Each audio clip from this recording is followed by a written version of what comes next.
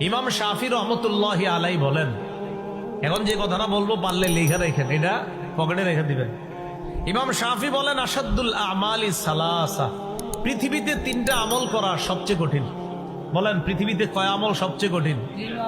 কিন্তু কঠিন হইলেও আমরা ইনশাল্লাহ করব। বলেন।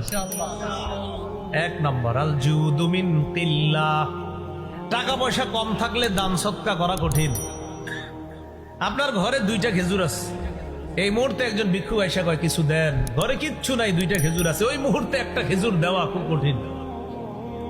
পকেটে 5 টাকা আছে, ভিক্ষুক কয় কিছু দান করেন, আর কিচ্ছু নাই আপনার কাছে, ওই মুহূর্তে 2 টাকা দিবেন, টেনশনে বললেন 2 টাকা দিলে থাকবে আর 3 টাকা, খুব টেনশন। তো ইমাম শাফি বলেন, অর্থের অবস্থা কম থাকলে, হালাত খারাপ থাকলে ওই মুহূর্তে দান সৎকা করা খুব কঠিন। 2 নাম্বার ওয়াল ওয়ারউ ফি খালওয়া, নির্জনে আল্লাহকে ভয় করা খুব কঠিন। নির্জনে আল্লাহকে ভয় করা কঠিন। এখানে আমরা যারা আছি সামনে দেখেন, এই জায়গায় কেউ গুনাহ করতেছে না, কারণ সবাই এখানে একটা এমন পরিবেশে আছি যে পরিবেশটা গুনাহের পরিবেশ না। কিন্তু দেখেন, যখন আপনি দরজার আড়ালে আছেন, দরজাটা বন্ধ করে দিলেন, ওই মুহূর্তে আপনার ডান পাশে ইলেকট্রনিক মিডিয়া আছে, মোবাইল আছে, বাম পাশে ল্যাপটপ আছে, ওই মুহূর্তে ইবলিস আপনাকে বলছে একটা নাটক সিনেমা দেখো, কেউ দেখবে না, তোমার আব্বা আম্মা দেখবে না, কেউ দেখবে না।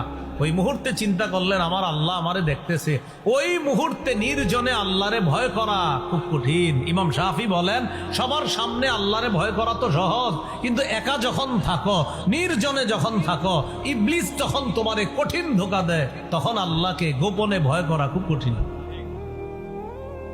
আমরা করবো ইনশাআল্লাহ। ইনশাআল্লাহ আমরা যখন একাকী থাকি তখন আমরা গুনাহ করব না। তাহলে 1 নাম্বার, অর্থনৈতিক অবস্থা যদি খারাপ থাকে ওই মুহূর্তে দান সৎকা করা কঠিন। 2 নাম্বার ওয়াল ওয়ারউ ফি খালওয়া, নির্জনে আল্লাহকে ভয় করা খুব কঠিন। 3 ওয়া কালিমাতু হাক্কিন ইনদা মান ইউরজা, যার কাছে কিছু আশা করা হয় তার সামনে হক কথা বলা খুব কঠিন।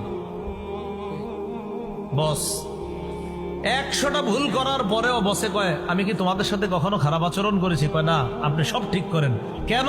কারণ বসেরে যদি কিছু উল্টাপাল্টা বলি, বা বসেরে যদি বলি আপনার ওই কাজটা ভুল, ওই কাজটা ভুল, আমার প্রমোশন হবে না, আমার উন্নতি হবে না। তাই বস হাজারো ভুল করলে আমি বলি সব ঠিক। কালিমাতু হাক্কিন ইনদা মান ইউরজা, যার কাছে কিছু আশা করা হয় তার সামনে হক কথা বলা খুব কঠিন। আপনাকে কেউ আসছে হাদিয়া দেওয়ার জন্য, আপনি জানেন ওর পকেটে সব সুদের টাকা, এই মুহূর্তে আপনি চিন্তা করলেন এই লোক যে কি বলে আইসা আল্লাহ জানে, তো আইসা বলতেছে হুজুর আমার ব্যবসাটা এই অবস্থা, এটা কি সুদ? তা আপনি দেখলেন কোরআন সুন্নাহ মোতাবেক এটা সুদ। চিন্তা করলেন যদি বলি সুদ,